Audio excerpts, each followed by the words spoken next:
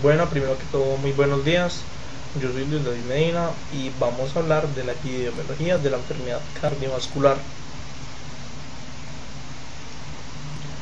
Bueno, contextualizando la enfermedad cardiovascular en nuestro mundo, tenemos que aproximadamente 17 millones de personas mueren al año a causa de ellas, lo que nos hace ver que es un problema muy grave.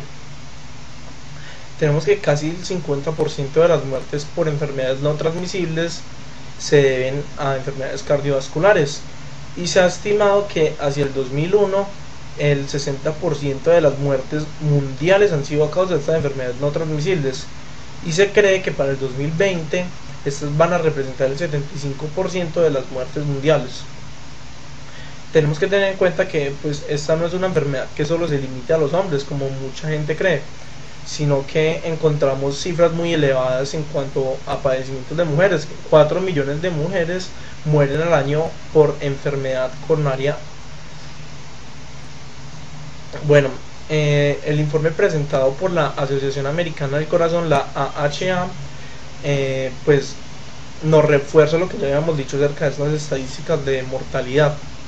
Encontramos que la enfermedad cardiovascular supera a enfermedades como el cáncer, los accidentes, las enfermedades respiratorias crónicas, la diabetes mellitus y el Alzheimer en cuanto a la mortalidad.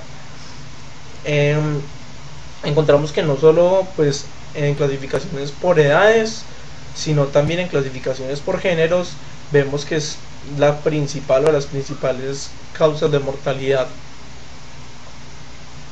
Bueno, según la revista colombiana de cardiología, encontramos que la enfermedad cardiovascular en Colombia también presenta una tasa muy elevada de mortalidad.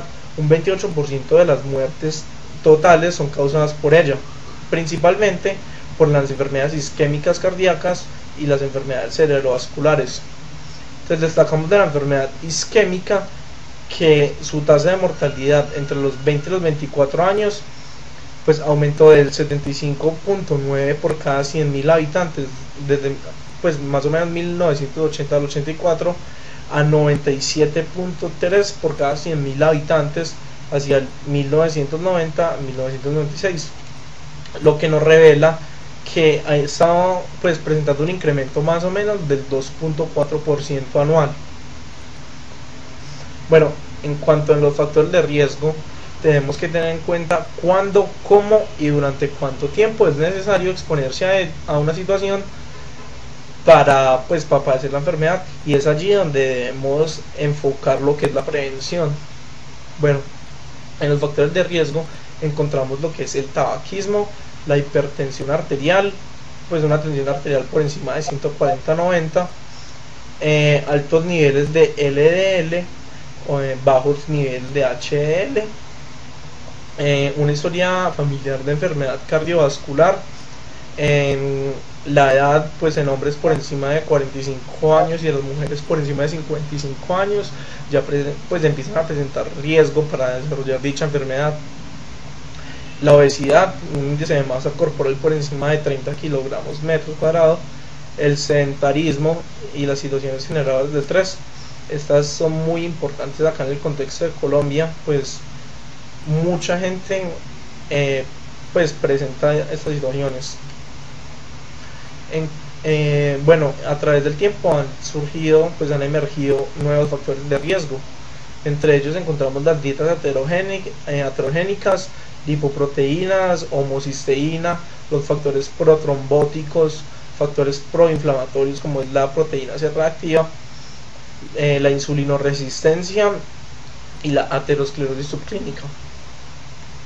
En cuanto a la estratificación de las personas en función de su riesgo cardiovascular, aquí hay que formularnos una serie de interrogantes clínicos y hay que contextualizar ellos a cada paciente.